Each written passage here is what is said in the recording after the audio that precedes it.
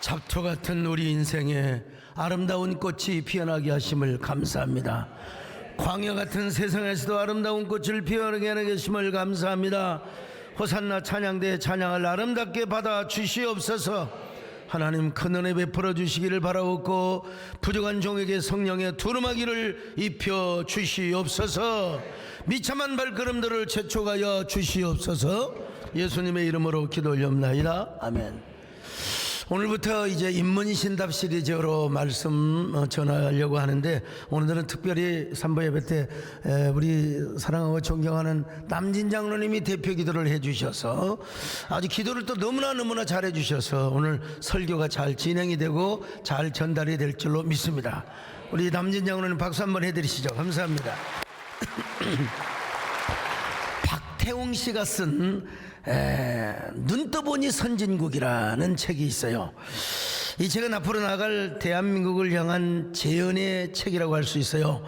저는 이 책을 보면서 생각해 봤습니다. 내가 아주 어릴 때는 후진국이었습니다. 얼마나 후진국이었느냐, 미국에서 원조한 밀가루, 깡냉이, 죽, 또 뭐더라, 분유가루, 이런 걸 배급 타먹었던 때예요. 근데 저는 억울하게도 학교에서 단 한 번도 분유가루를 타먹어본 적이 없습니다. 이유는 저 때문이요.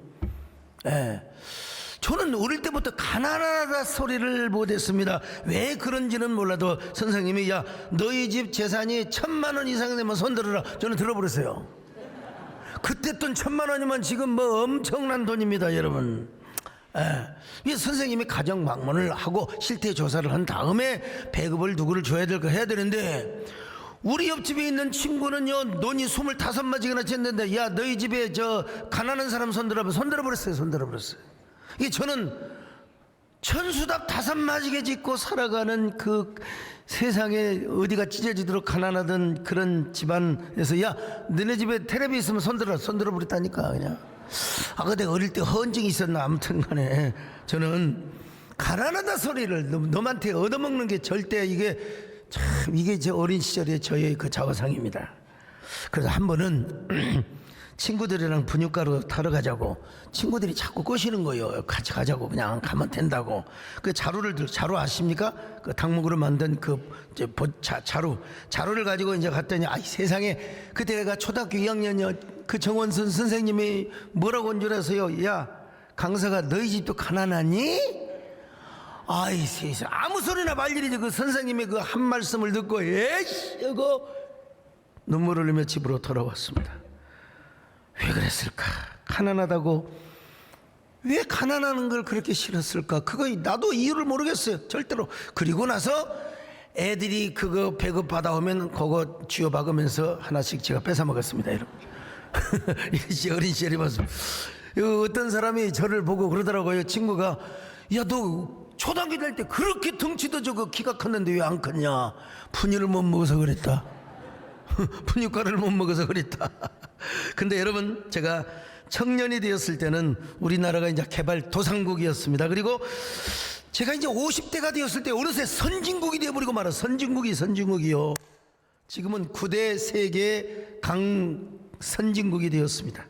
선진국이 되었단 말은 세계 표준이 되었단 말이죠. 지금은 한국이 표준이 되어가고 있습니다.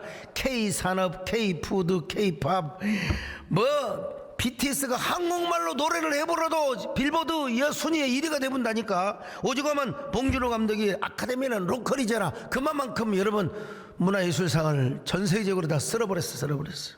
느닷없이 선진국이 되어버린 것입니다. 눈을 떠보니까 선진국이 되어 있어요. 이 책은 선진국이라는 정의를 이렇게 해놓았습니다. 앞보다 뒤에 훨씬 더 많은 나라가 있는 상태. 백길선례가 점점 줄어든 나라. 백길선례가 점점 줄어든 나라가 뭐냐? 선진국이라는 거예요. 후진국은 그냥 앞선 선진국을 따라가면 되는 겁니다. 베껴가면 되는 거예요. 패스트 팔로우가 되면 되는 겁니다. 그런데 선진국은 그렇지 않아요. 베꼈을 선례가 점점 줄어들어가요. 그러니까 이런 사람 뭐예요? 베낄 것이 없어. 퍼스트 리더 내지는 퍼스트 무버가 되는 것이죠. 자, 베낄 것이 전혀 없는 퍼스트 리더나 퍼스트 무버에게는 무엇이 필요한가? 베낄 것이 없어. 그 이 사람은 뭘 중요시 여기느냐? 질문, 퀘스천입니다. 퀘스천. 패스트 팔로워는 남이 하는 거 베끼면 되는 거예요. 베끼면 되는 거예요. 퍼스트 무버는 베낄 것이 없어. 그러니까 질문을 하는 거예요. 저도 언젠가는 저도 뭐 젊었을 때 남의 설교집도 많이 보고 막 했죠. 근데 요즘은 남의 설교집 봐도 양이 안 차요. 안 차. 그래서 제가 저만의 독특한 설교를 하기 위해서 많은 질문을 합니다. 질문을 하고 대답을 받고 질문을 하고 그리고 또 질문을 하면서 어떤 종류의 책을 구해서 보기도 하고. 네. 그 질문은 어떤 질문입니까? 회의적인 질문이 아니라 창의적 질문을 의미하는 것입니다. 이런 말이 있잖아요. 이웃나라에 사는 일본, 우리보다 좀 강국이긴 하지만 1등은 될 수가 없대요. 영원한 1등은 될 수가 없어요. 영원한 2등은 할 수 있지만 1등은 못한다는 거예요. 바로 질문이 부족하기 때문이라는 거예요. 질문. 동양 교육의 한계이기도 하고요. 일본이나 한국이나 자꾸 베껴쓰기를 잘하고 모방을 잘하지 않습니까? 우리나라도 모방을 잘하잖아요. 교육도 항상 주입식이고 말이죠. 그러나 미국을 보세요. 미국은 주입식 교육 안 합니다. 어린아이들이 자랄수록 질문과 토론을 해나가요. 여러분 대표적으로 마이클 샌델 교수가 강의하는 거 우리나라도 막 와서 이게 뭐 다른 방송에서 찍는 거 봤더니 다른 게 없어요. 정의란 무엇인가 질문하고 토론하고 질문하고 토론하고 어떻게 생각하느냐 어떻게 생각하느냐. 아이고 나도 그 정도 하겠다 이런 생각이 들 정도로 말이죠. 누구한테 배웠냐? 유대인들한테 배웠다는 것입니다. 유대인들은 천재의 피를 가진 민족이죠. 질문과 토론을 잘하다 보니까 그렇게 이건 발전이 되는 거예요. 그래서 저는 이 책을 읽으면서 이런 생각을 해봤습니다. 선진국이 되기 위해서도 이렇게 창의적 질문을 해야 된다면 우리 그리스도인이 앞서서 퍼스트 무버가 되고 퍼스트 리더가 되고 빛과 소금이 되기 위해서는 당연히 창의적 질문을 많이 하고 살아야 된다. 창의적 질문. 우리 그리스도인은 그러면 누구에게 질문을 해야 되느냐? 이게 이제 관건 아니겠습니까 여러분? 14세기 중엽에 패스트가 유럽을 휩쓸었습니다. 그래서 유럽의 인구의 3분의 1이 죽었어요. 적어도 1억 수천만 명이 죽었어요. 패스트는 우리나라 말로 흑사병이라고 하는데 사람이 새까맣게 타서 죽는 거예요. 검은 양복처럼 얼굴이 새까맣게 변해서 죽어요. 근데 어른만 죽는 게 아니에요. 어린아이 꼬마가 뭘 한다고 세상에 돌도 안 지나간 조그마한 100개월 된 그 녀석이 새까맣게 타 죽는 모습을 보면서 참. 근데도 가톨릭 성당에서는 막 무조건 사람들을 모으라고 하는 거예요. 모이면 된다. 모여서 기도하면 이 패스트가 물러간다. 그냥 클레멘스 6세가 모이자고 했어요. 그래서 사람들은 모였어요. 근데 지내놓고 보니까 여러분 성당이 감염의 진원지가 돼버린 거예요. 이때는 물론 종교개혁 이전이기는 합니다만은 어른과 노인 할 것 없이 세상에 갓난아기가 뭔 죄가 있다고 새까맣게 타서 죽어요. 심지어는 미사를 집례하는 성직자까지도 패스트가 걸려서 죽어요. 교회 권위가 무너지죠. 성직자의 권위가 무너지죠. 그러면서 많은 사람들이 신을 조롱하거나 희화화하거나 신을 부인하기 시작합니다. 도대체 하나님이 살아있다면 왜 저 사람들이 저렇게 죽어가도록 내버려 둔단 말인가? 노인이야 걸려서 우리가 나이 먹어서 죽는다고 하지만은 저 태어난 지 돌도 안 지난 저런 놈들이 무슨 죄가 있다고 무슨 죄를 지었길래 하나님은 저렇게 사람들을 죽이도록 놔둔단 말이냐 이 말이요. 심지어는 성직자까지 죽는다. 이거야말로 이건 신이 있으면 이럴 수가 없지. 특별히 보카치오가 쓴 데카메론에 보면은 이런 신을 우롱하고 막 교회를 희화하는 이야기들이 나오지 않습니까? 사람들이 질문하기 시작합니다. 그 질문은 인간 존재의 삶과 근원에 관한 질문이었어. 이때 나온 구호 캐치프레이즈가 뭐냐? 아드폰테스. 근원을 향하여, 본질을 향하여, 원형을 향하여 이런 운동이 일어났습니다. 그래서 15세기 16세기에 이르러서 유럽에서 두 개의 운동이 일어나죠. 하나는 종교개혁운동입니다. 교회가 너무 전통화되어서 안 된다. 너무 권위적으로 가면 안 된다. 이거 그 과거에 그 교회가 이런 잘못을 했지 않느냐. 교회는 신앙은 어디로 가야 되느냐? 성경으로 돌아가야 된다. 하나님으로 돌아가야 된다. 신앙의 본질을 운동을 해야 된다. 여러분 이게 바로 뭐냐? 종교개혁운동이었습니다. 전통이 반맥이 주는 게 아니다. 다시 성경으로 돌아가야 된다. 다시 하나님 말씀으로 돌아가야 된다. 오늘 여러분 여러분들은 언제나 여러분 안에 이런 개혁이 있기를 바랍니다. 여러분 전통도 중요하지만 성경으로 돌아가시기를 바랍니다. 말씀으로 돌아가시기를 바랍니다. 하나님께로 돌아가시기를 바랍니다. 근데 이 흑사병은 또 16세기에도 또 찾아왔어요. 이때 칼빈은 지난날 가톨릭의 실수를 반면 교사로 삼습니다. 그리고 쿼런틴 시스템을 딱 시작합니다. 구빈원을 만들어서 사람들을 돕고 그 구빈원 자체를 격리시설로 이렇게 사용을 했습니다. 뿐만 아니라 일반 성도들은요, 아직 이제 흑사병에 걸리지 않는 사람들이 있잖아요. 이런 사람들은 집에서 가만히 있어라, 모이지 말라 이거예요. 집에서 가만히 있어라. 요즘 이걸 잘 모르는 목사님들 이런 소리 들으면 또 난리 날지도 모르겠는데, 그 대신 성직자들이 가서 예배를 드려준 거예요. 성직자들이. 이 쿼런틴 시스템, 예배의 존엄성을 지키면서도 여러분 이웃사랑과 생명사랑을 실천했던 것입니다. 그래서 칼빈의 종교개혁이 스위스에서 박수를 받기 시작한 거예요. 나는 이 칼빈의 쿼런틴 시스템을, 제가 총회장을 하고 한교총을 섬길 때도 이 시스템을 적용하자고 한국교회에 외쳤던 것입니다. 근데 그건 다 지나간 일이고, 그것보다 더 중요한 것이 있어요. 그 중요한 종교개혁의 본질은 뭐냐? 하나님이 대답하자. 그러니까 대답하려면 인간이 물어야죠. 인간이 묻고 하나님이 대답하자. 뭘 통하여? 성경을 통하여. 그래서 루터와 칼빈은 성경의 근원과 본질로 돌아가자는 종교개혁의 기치를 높였던 것입니다. 그러자 여러분, 교황청이 가만히 있겠습니까? 겁박을 하고 협박을 하고 회유를 하고 달래고 말이죠. 그러면 그럴수록 종교개혁자들은 이런 노래를 불렀습니다. 내주는 강한 성이여, 방패와 병기 대신에 하나님, 우리는 성경으로 돌아갑니다. 내주는 강한 성이요, 방패와 병기 대신 큰 환란에서 우리 구하여 내시리요. 이 원수마귀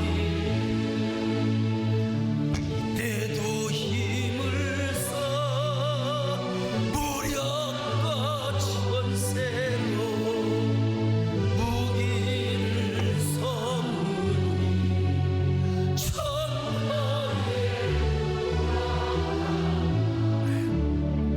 근데 또 하나의 어떤 그 무브먼트라고 할까요? 운동이 있었는데, 이게 사람 죽이는 거예요. 르네상스 인문주의 운동이었습니다.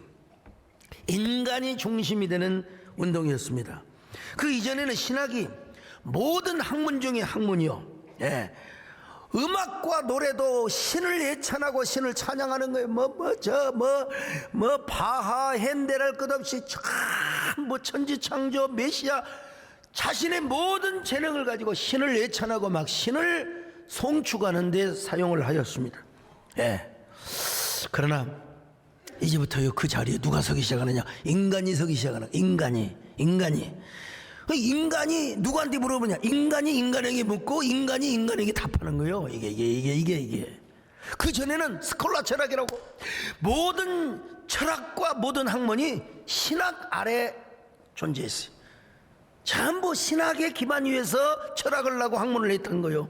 그런데 인간이 스스로 상아탑을 쌓으면서, 물론 이런 일로 인해서 문의 부흥이 일어난 것도 사실이요. 또 인문학이 발전한 부분, 장점도 전혀 없는 건 아니요.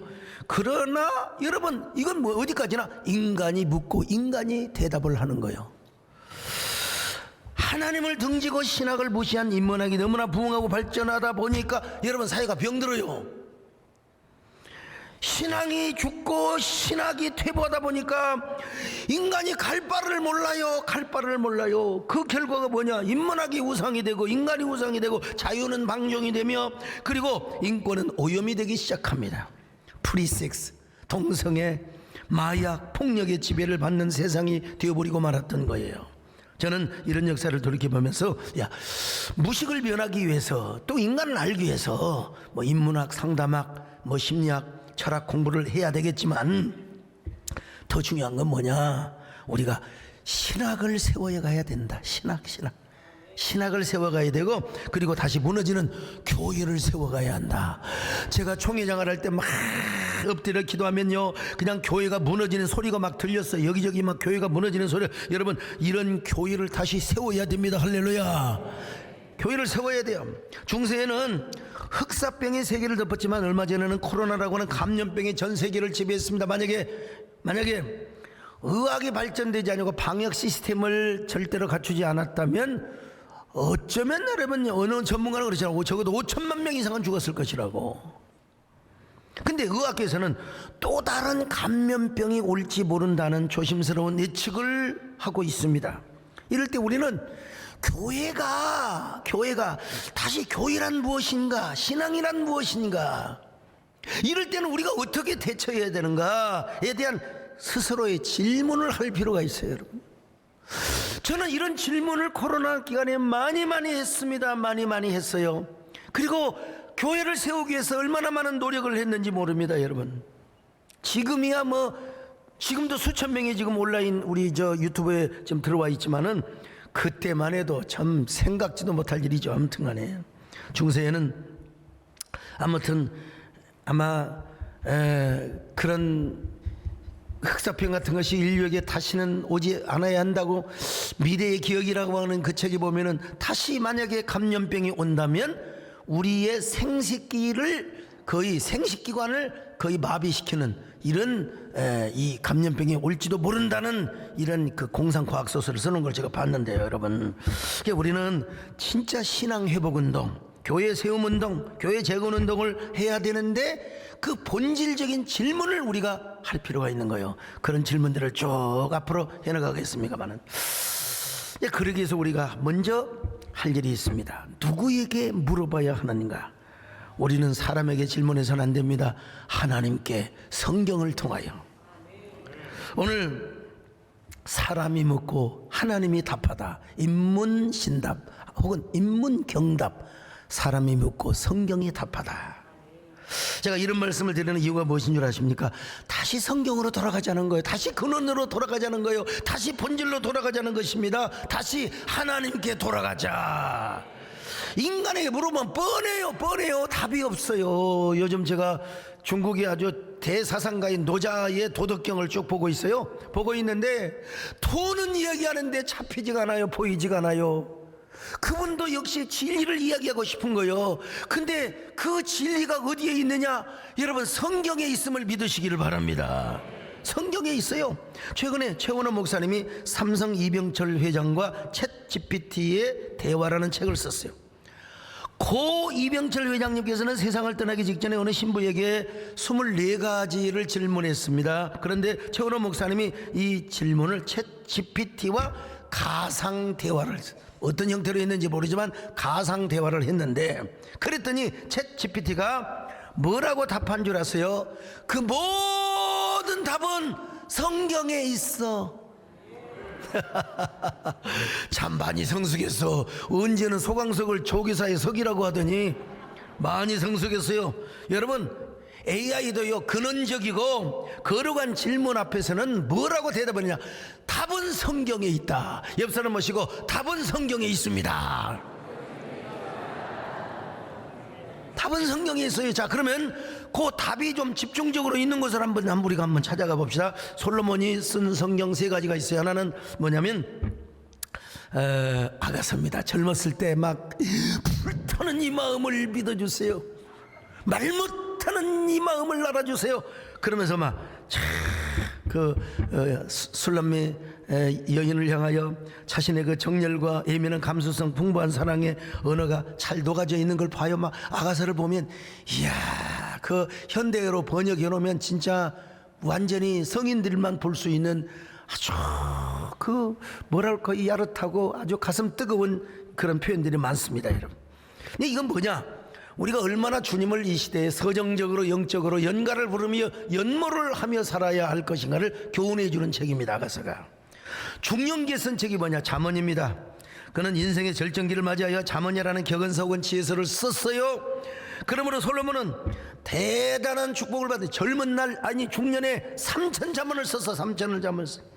일반 사람들은 중년이 오면요 좀 이상한 증상이 옵니다. 자, 어느 날 갑자기 아내가 너무 멋있어 보여. 원더풀. 안과에 갔더니 백내장이 걸렸어. 중년이 오는 거예요. 갑자기 아내가 애교 섞인 목소리를 내는 거예요. 여보. 가서 봤더니 갑상선에 문제가 있어요. 남편과 달달한 커피를 마시고 싶어요. 목이 말라. 봤더니 당뇨병이 벌써 와 있는 거야. 아이고, 아내만 보면 막 가슴이 떨려요. 막 아내를 보면 막 가슴이 떨려. 봤더니 부정맥이 온 거예요. 아내 쪽으로 몸이 자꾸 기울려요. 가서 찍어보니까 관절염. 자, 중년이 되면 이런 현상이 와요. 중년이 오면. 그런데 솔로몬은 중년에 잠언을 썼어요. 그래서 노년이 오면은, 노년이 와서 마지막으로 책을 썼는데 이게 뭐냐면 전도서입니다. 전도서. 솔로몬이 나이를 먹었어요. 나이를 먹고 보니까 시간이 얼마나 빨리, 자기도 죽어야 돼요. 죽음이 다가왔어요. 그래서 뭐라고 하느냐, 이야, 가는 세월 그 누구가 막을 수가 있나요? 이야, 세월 빠르다. 뭐라고 이해했어요? 자, 오늘 보세요. 한 세대가 그냥 샥 하고 가버립니다.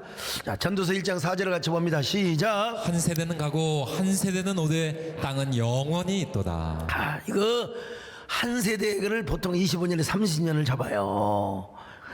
한 세대가 30년이 그냥, 다시 한번 읽어봐서요. 한번 힘을 줘서 한번 읽어봅시다. 시작. 한 세대는 가고 한 세대는 오되. 됐어요. 한 세대는 가고 와버렸어. 30년이 바로 지나가 본 거예요. 그냥 30년.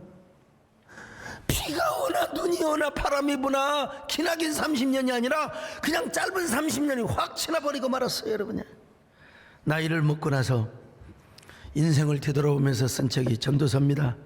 전도서는 회고적이고 교훈적입니다. 문체도 무거우면서, 그리고 우리의 가슴을 어떤 의미에서는 좀 허전하게 만들고, 또 어떤 의미에서는 우리가 예수를 잘 믿어야지, 하나님을 사랑해야지, 이런 마음이 들어요.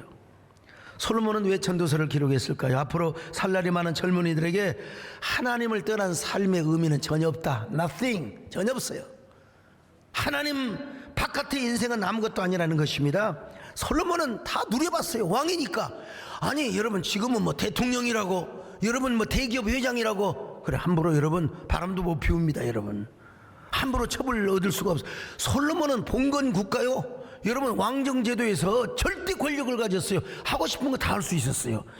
비근한 여로, 마누라가 몇 명이라고?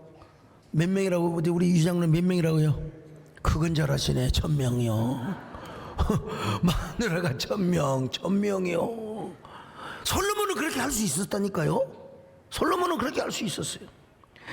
그의 부와 지혜와 쾌락과 여러 말로, 아이 세상에, 황제니까 못할 게 뭐 있어요. 뭐 궁궐도 지었고 농장도 그냥 엄청나게 가져보았고, 뭐 안 해본 게 없어. 다 해봤어요. 예. 그런데 지나고 보니까 아무것도 아니더래. 아무것도 아니요. 허무하더라는 거예요. 허무해. 더더구나 하나님을 떠난 삶. 여러분, 솔로몬도 잠시 방탕한 적이 있었어요. 하나님을 떠난 인생, 하나님을 떠난 방탕한 삶, 이거야말로 공허하고 허탈하더라는 겁니다. 여러분, 그래서 오늘 성경 솔로몬은 이렇게 고백합니다. 전도서 1장 2절입니다. 시작. 전도자가 이르되 헛되고 헛되며 헛되고 헛되니 모든 것이 헛되도다. 이거 그냥 헛되다는 게 아니요. 또 한번 읽어봅니다. 저랑 같이 읽어봅시다. 시작. 전도자가 이르되 헛되고 헛되며 헛되고 헛되니 모든 것이 헛되도다. 여러분, 하나님 없는 삶은 아무것도 아니라는 거예요. 헛되다는 거예요. 헛되다는 말이 영어로 vanity. 여러분, 허무하다는 말이 무슨 말이냐? 히브리 말로 헤벨이에요. 헤벨. 우리가 숨 쉴 때 하는 입김 내지는 수증기가 증발하는 거, 수증기. 여러분, 물을 아무리 끓여요, 막 돼지 백다구를 삶은데 막 그냥 가마솥에 끓이잖아요. 근데 소뚜껑을 열어보세요. 수증기가 확 날아가 버려요. 이게 허무야. 이 수증기 잡을 수 있어요? 여러분, 내뱉은 숨을 여러분 잡을 수 있어요? 바람입니다. 바람. 그대 이름은 바람. 그건 맞는 말인 것 같아요. 인생이 바람.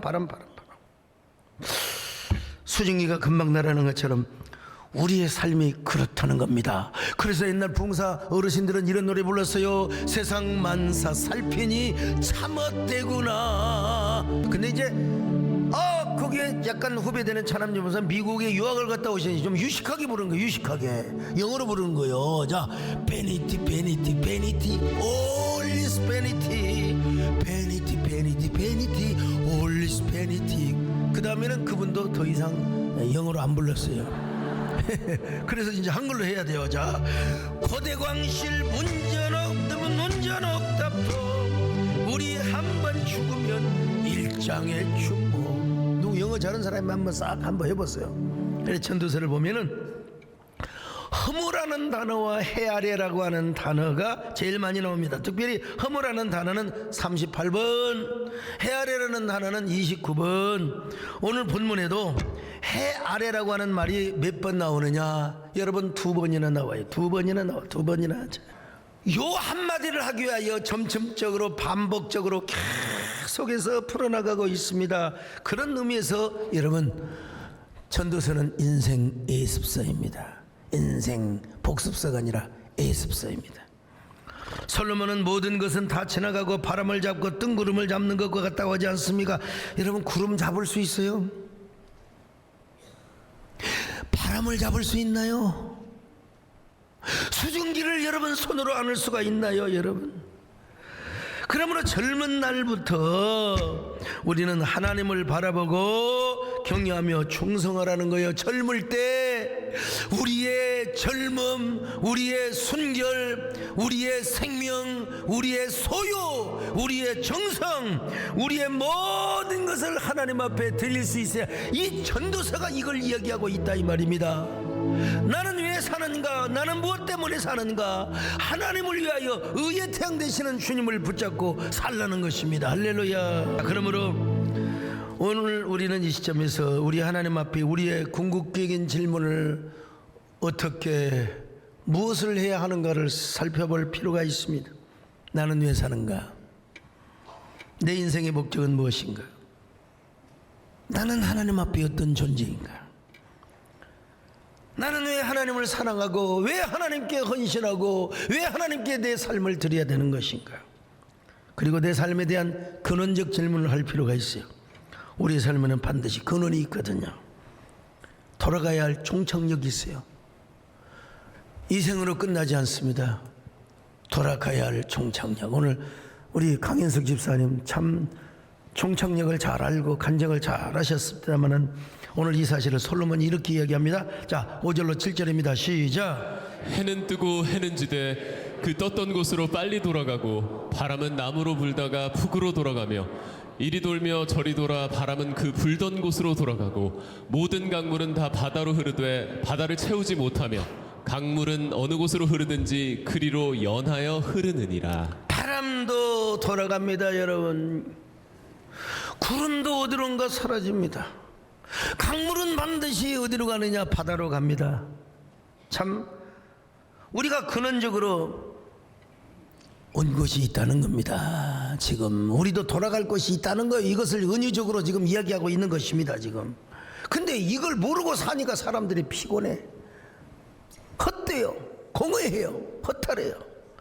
참 전도서 1장 8절 같이 볼까요? 시작. 모든 만물이 피곤하다는 것을 사람이 말로 다 말할 수는 없나니 눈은 보아도 족함이 없고 귀는 들어도 가득 차지 아니하도다. 피곤해요. 얼마나 피곤하면 눈은 보아도 족함이 없어요. 귀는 아무리 좋은 얘기를 들어도 차지가 않아요. 하나님이 없는 열정과 하나님이 없는 기쁨과 하나님이 없는 쾌락, 하나님이 없는 욕구는 다 피곤해요. 아, 피곤하다. 남미 한 호텔 스카이라운지에서 어느 노부부가 아름다운 코파카나바의 해변에 야경을 내려다보며 저녁을 먹고 있었어요. 가만히 보니까 이 노부부가 이런 얘기를 하고 있더라는 거예요. 여보, 우리가 그동안 고생한 보람이 있지 않소? 우리는 이제까지 나이 70이 다 되도록 제대로 먹어보지도 못하고 쓰지도 못하고 돈을 모으느라 얼마나 고생이 많았어. 그러다가 우리가 모처럼 휴가 와서 이렇게 호화로운 데서 아름다운 야경을 바라보며 식사를 하고 있지 않소. 그러니 그동안 젊어서 고생한 가치가 있지 않소. 여러분, 그 호텔은 세계에서 가장 돈을 많이 번 사람들이 와서 묵고 자는 호텔입니다. 그래서 이 부부도 열심히 젊었을 때 부지런히 돈을 모으고 아끼면서 여러분 안 쓰면서 고생하며 돈을 벌었어. 그리고 마침내 칠순이 되어서 코파카나바 해변이 내려다 보이는 호텔 스카이라운지에서 저녁을 먹으며 인생을 만끽하고 있었어. 여러분, 그 노 부부의 삶의 목적은 세상의 코파카나바의 해변을 바라보며 밥을 먹는 것이 목적이었어. 그 순간을 위하여 60이 넘도록 직사기 고생하고 쇠가 빠지게 노력을 했던 것입니다. 오늘 우리의 삶도 비슷하지 않습니까? 늙어서 혹은 노년에 호강하는 삶을 살기 위하여 그토록 뼈 빠지게 고생하고 있지는 않습니까? 그래서 노년을 향하여 특강을 하고 다니는 사람들을 보면은 자식도 소용없고 뭣도 소용없고 그냥 노년에 재미있게 즐겨나게 뭐 전혀 일리가 없는 건 아니지만 그래도 하나님을 아는 사람들이 그런 강의만 한다고 그 노년들이 인기가 굉장히 많죠. 여러분, 우리 인생의 목적이 거기에만 있어서야 되겠습니까? 이 또한 지나가는 거예요. 이 또한 지나가는 거예요. 이 또한 지나가리라. 다 지나가는 거예요. 최고의 호텔에서 며칠 밤 먹고 며칠 밤 밥 먹고 묵고 자기 위하여 50년 60년을 고생한다는 거, 여러분 다 피곤한 일이고 허전한 일이고 허무한 일입니다. 여러분, 나도 거기는 안 가봤지만 가볼 수 있으면 가보세요. 그것이 인생의 목적이 되어서는 아니 됩니다. 노인과 바다라는 소설을 모르는 사람이 없을 거예요. 누가 썼느냐? 해밍웨이. 요즘 젊은 애들 해밍웨이 잘합니다. 그래, 젊은 애들한테 물어보면 해밍웨이 잘하냐고 하면 잘한대요. 그럼 노인과 바다를 아느냐? 노인과 바다를 모른대요. 그럼 뭘 해밍웨이를 아느냐? 용인의 해밍웨이라는 카페를 잘한대. 거기 한 노인이 노를 저어가지고 참 멀리 바다에 가서 고기를 잡습니다. 낚시질을 하는데 단 한 번도 낚시질이 낚여지지 않아요. 그래서 하루 이틀 사흘날 80이 지나고 2달이 지나도 여러분 고기 멸치 새끼 한 마리도 못 잡았어요. 그런데 딱 85일째에 청새치라고 하는 어마어마한 고기를 잡습니다. 근데 이 청새치는 이게 주둥아리가 뼈쪽이 가지고 이게 잘못 물어버리면 사람 죽어버려요. 갈비 나가버려요. 그래서 3일 동안 낚싯줄을 풀었다가 조였다 계속 청새치와 싸워요. 청새치와 싸웁니다. 그때 3일 후에 청새치가 자기 몸을 딱 드러내는 노인이 온 힘을 다하여 작살로 갔다가 청새치를 죽입니다. 청새치를 죽여요. 근데 청새치가 이제 몸을 축 늘어 빠져가지고 그런데 노인이 행복한 마음으로 이제 항구로 도착합니다. 이야, 내 인생에 이런 날도 있어. 내 인생에 이런 날도 있어. 여러분 생각해 보세요. 근데 피냄새를 맡고 상어떼들이 다 오는 거예요. 상어떼들이 와가지고 이 청새치를 갉아먹는데 노인은 필사적으로 상어들과 싸웁니다. 온몸이 기진맥진을 해요. 온몸이 피곤합니다, 여러분. 근데 항구에 와서 보니까 청새치의 살은 다 상어떼들이 갉아먹고 뼈다구 하나 붙잡고 항구로 와서 노인은 피곤해서 쓰러져서 잠을 잡니다. 사자의 꿈을 꾸고. 바로 이것이 오늘 우리들의 이야기는 아닌가. 우리가 이 뺐다고 하나 붙잡으려고 청새치 뺐다고 하나 붙잡으려고 우리가 지금까지 살아왔지는 않는가. 여러분, 예수 그리스도 안에서 행복한 인생을 사시기를 축원합니다. 예수 그리스도 안에서 아주 그냥 의미 있고 가치 있는 삶을 사시기를 바랍니다. 예수 그리스도 안에서 언제나 웃는 삶을 사시기를 축원합니다. 92세의 할머니가 고백을 한 거예요. 그분이 뭐냐면 나중에 웃는 놈이 승자라고 깨달았는데 92세까지 살면서 보니까 자주 웃는 놈이 성공하더라는 거예요. 나중에 웃는 것도 중요하지만 여러분 자주 웃으시기를 축원합니다. 예수님 때문에 웃으시기를 바랍니다. 여러분의 신앙 때문에 웃으시기를 바랍니다. 이런 사람은 전혀 뭐예요? 후회함이 없습니다. 허탈이 없습니다. 피곤이 없습니다. 여러분, 피곤이 없어요. 정말 이런 사람은 뭐요? 내 생애에 가장 복된 사람, 내 생에서 정말 잘 아는 사람, 이런 사람 뭐예요? 예수 그리스도를 구주로 영접한 사람이죠. 아멘입니까? 오늘 솔로몬은 해 아래에서 무슨 새로운 것이 있는가? 그걸 질문했어요. 자, 거기 성경 구절 한번 보여주세요. 1장 9절로 10절입니다. 시작. 이미 있던 것이 후에 다시 있겠고 이미 한 일을 후에 다시 할지라. 해 아래에는 새 것이 없나니 무엇을 가리켜 이르기를 보라 이것이 새 것이라 할 것이 있으랴. 우리가 있기 오래전 세대들에도 이미 있었느니라. 보세요. 솔로몬은 이제 새로운 것을 찾아본 거예요. 학문으로도 찾아봤고 또 즐거움으로도 찾아봤고, 아야 인생 기왕에 사는데 뭐 좀 쾌락이, 또 새로운 쾌락이 없는가, 별걸 다 찾아본 거예요. 왕이니까 해보고 싶은 거 다 해봤을 거 아니에요. 근데 해 아래에서 새로운 것은 하나도 없대요. 하나도 없대. 오늘 우리 유행을 보세요. 유행을 보세요. 새로운 것이 있는가? 넥타이도 뭐 넓어졌다가 좁아졌다 그것밖에 없어요. 치마가 길어졌거나 짧아졌거나 좀 약간 찢어졌거나 아니면 닫혀졌거나 뭐 또 그런 거 있잖아요. 남자 스봉들 바지들이만 나팔바지나 쫄쫄이나 뭐 그 차이밖에 없어요. 다 옛날 것이 새롭게 되고 새롭게 된 것이 옛날 것이 되고 유행이에요. 이게 패션이에요. 패션. 새로운 거 전혀 없습니다. 쾌락? 새로운 거 전혀 없습니다. 여러분요, 다 그게 그거고 결국 사람을 피곤하게 만들고 사람을 허탈하게 만드는 것이 해 아래에 있는 삶을 말하는 거예요. 여러분이 성경의 전도서에 보면요, 해 아래라고 하는 말이 얼마나 많이 나온지 모릅니다. 자, 해 아래에서 성경 구절 보십시다. 1장 3절입니다. 시작. 해 아래에서 수고하는 모든 수고가 사람에게 무엇이 유익한가? 무엇이 해 아래에서, 딱 그 다음에 또 봅니다. 9절 시작. 이미 있던 것이 후에 다시 있겠고 이미 한 일을 후에 다시 할지라. 해 아래에는 새 것이 없나니. 해 아래, 해 아래, 해 아래. 여러분, 태양계 안에 사는 사람들, 해 아래에서 사는 사람들은 여러분 다 모든 것이 헛되고 피곤하고 모든 것이 의미가 없어요. 그럼 솔로몬은 그러면 어떻게 하라는 거냐?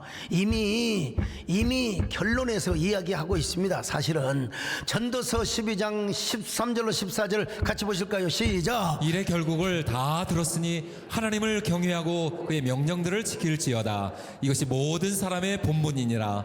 하나님은 모든 행위와 모든 은밀한 일을 선악간에 심판하시리라. 참, 그냥 여러분, 요 결론을 위해서 전도서에 수많은 구절들이 지금 전개되고 있는데요, 이미 솔로몬은 답을 딱 내려놨어요. 답을 내려놓으면서 계속 질문을 해가는 거예요. 질문을 해가는 거예요.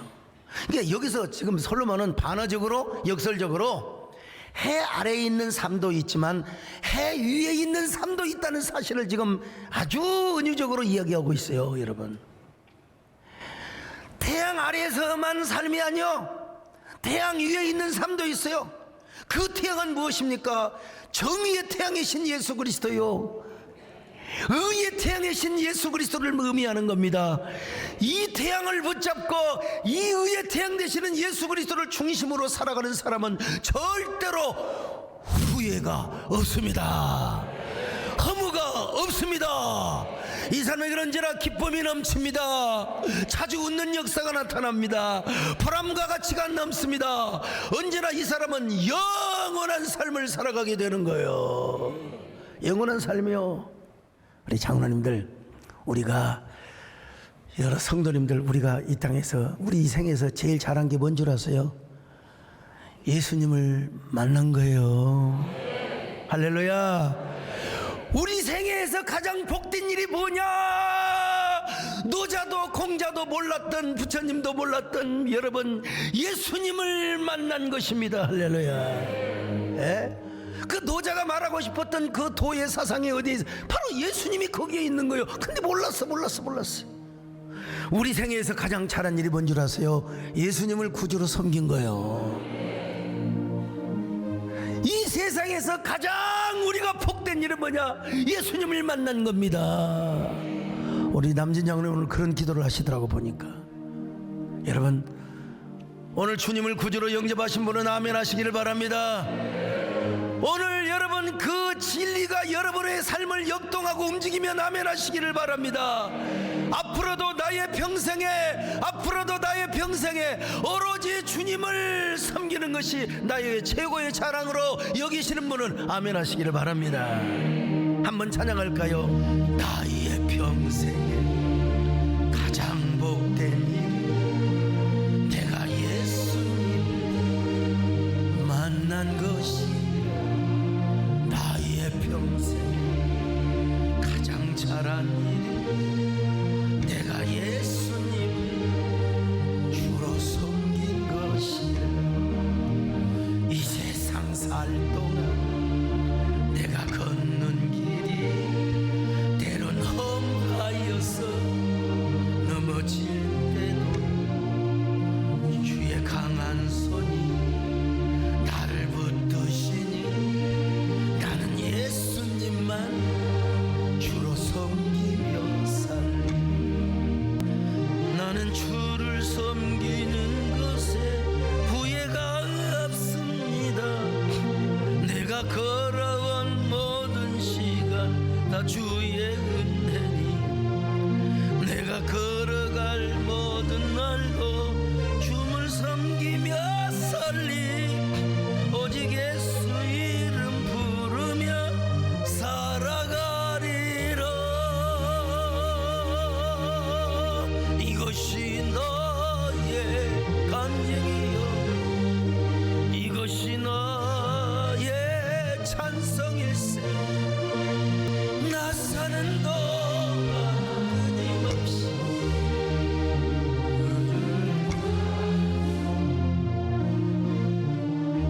나는 지금까지 하나님 앞에 어떤 존재로 살아왔습니까? 얼마나 창의적 질문을 하며 살아왔습니까? 나는 누구인가? 내 인생은 어떤 삶을 살고 있는가? 너무나 허무한 것을 위하여 바람을 잡고 뜬구름을 잡는 삶을 살아왔지는 않는가? 영원하지 않는 상대적인 것을 붙잡고 몸부림쳐 왔지는 않는가? 수증기가 날아가는데 그 수증기를 잡으려고, 우리가 이미 내뱉은 숨인데 그것을 잡으려고 우리가 허무한 것에, 피곤한 것에 집착하지는 않았는가? 주여, 영원한 것을 잡게 하여 주옵소서. 의의 태양을 붙잡게 하여 주옵소서. 하나님, 내 평생 가장 잘한 일이 주를 섬기는 것이라고 고백하는 저희를 되게 하여 주옵소서. 여러분, 한 1분 동안 같이 기도하는 시간을 갖습니다.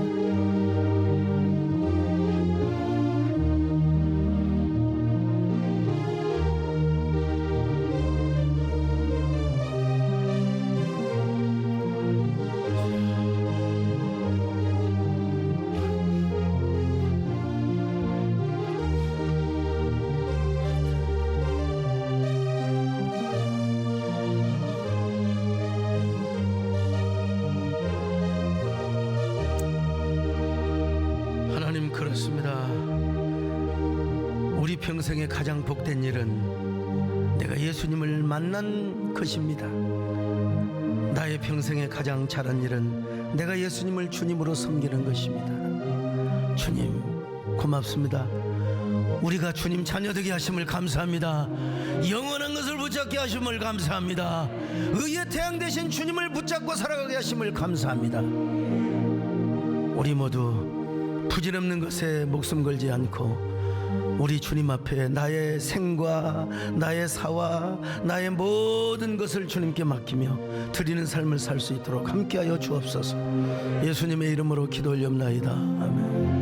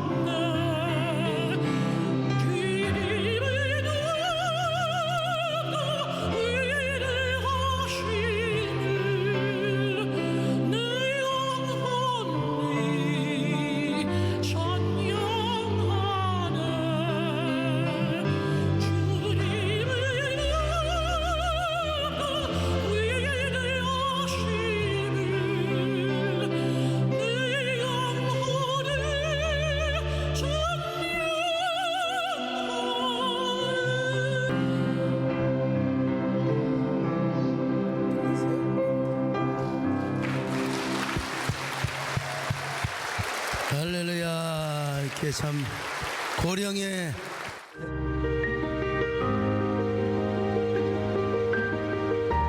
안녕하세요. 12교구 강인숙 집사입니다.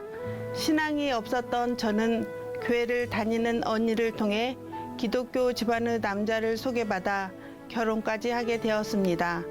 자녀를 믿음으로 키우고 싶은 마음에 성경을 묵상하며 노력했지만 교회에 온전한 마음을 두지 못하고 한쪽은 세상을 향한 두 마음이 있었습니다.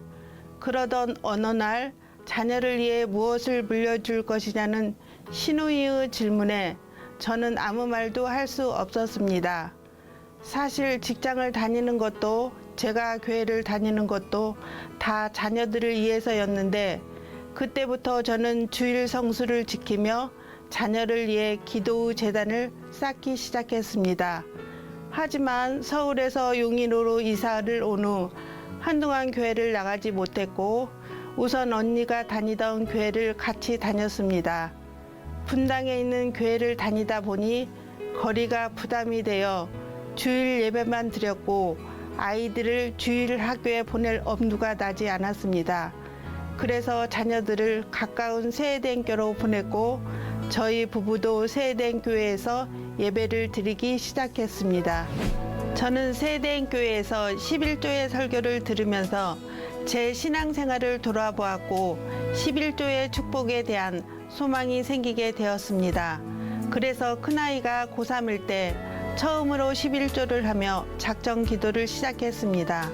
기도 후 중심에는 11조에 대한 간절함이 있었고 직장을 옮길 때마다 지금의 11조를 그대로 할 수 있는 직장을 위해 기도했습니다. 그때마다 하나님은 더 많은 11조를 할 수 있는 직장으로 응답하셨고 지금은 온전한 11조와 함께 믿음으로 드리는 11조를 하고 있습니다. 하나님의 은혜로 물질에 대한 큰 고난은 없었지만 지난 8년을 기다리던 아파트 입주를 위해 살고 있는 아파트가 매매되기를 기도했습니다. 그런데 신기하게 아파트를 원하는 가격에 매매할 수 있었고 그것은 하나님이 제게 주신 11조의 축복이었습니다. 그리고 새로운 장막으로 순조롭게 이사할 수 있도록 길을 열어주셨습니다. 건강상의 이유로 퇴직을 앞두고 있었던 시점에도 저는 받은 은혜를 되새기며 퇴직금을 헌신하고 싶은 감동을 받았습니다. 사실 제게는 큰 금액이었기에 잠시 망설임이 있었지만 순종하는 마음으로 헌신하였고 드리는 기쁨이 무엇인지 알게 되었습니다. 퇴사를 한 후 건강을 위해 등산도 하며 여유를 즐겼지만 얼마 지나지 않아 다시 11조를 하고 싶다는 생각에 재취업에 도전했습니다. 재취업을 하기에는 많은 나이였기에 쉽지 않을 것이라 생각했는데 하나님의 은혜로 저는 새로 개업한 세무사 사무실에 취업을 하게 되었습니다. 오히려 전에 다니던 직장보다 업무 스트레스도 많지 않았습니다. 이 과정을 겪으면서 하나님은 제가 드리는 헌신을 기쁘게 받으신다는 생각이 들었습니다. 그리고 하나님이 허락하신 일터에서 기쁨의 11조를 드리고 있습니다. 자녀의 진료 문제로 새벽 기도를 작정했을 때도 하나님은 남편과 함께 새벽 예배를 드릴 수 있는 상황을 만들어 주셨습니다. 제 다리가 갑자기 움직이지 않아 어쩔 수 없이 남편이 대신 운전을 하며 새벽 예배를 드리게 된 것입니다. 제 다리가 불편해진 부정적 사건은 결국 남편을 새벽 저단으로 불러들인 하나님의 응답이었습니다. 제 삶의 사소한 일상까지도 개입하시는 하나님의 손길을 깨달았고 저는 교회에 큰일이 있을 때마다 헌신에 대한 부담보다는 드릴 수 있는 기쁨으로 순종했습니다. 올해는 느디님 성가들을 비롯해 직장 순예배와 노방 전도로 부족하지만 사명을 감당하고 있습니다. 선택의 순간마다 하나님의 은혜를 붙잡으며 순종할 수 있도록 해주신 소광석 목사님과 저희 가정을 위해 기도해 주신 교구 식구들께 감사드립니다. 하나님이 주신 새로운 터전에서 믿음의 명문가를 이루며 자녀들의 비전이 이루어지기를 간절히 소망하며 기도합니다. 부족한 저를 간증의 자리에 서게 해주시고 이 모든 것을 허락하신 하나님께 모든 영광 올려드립니다. 감사합니다.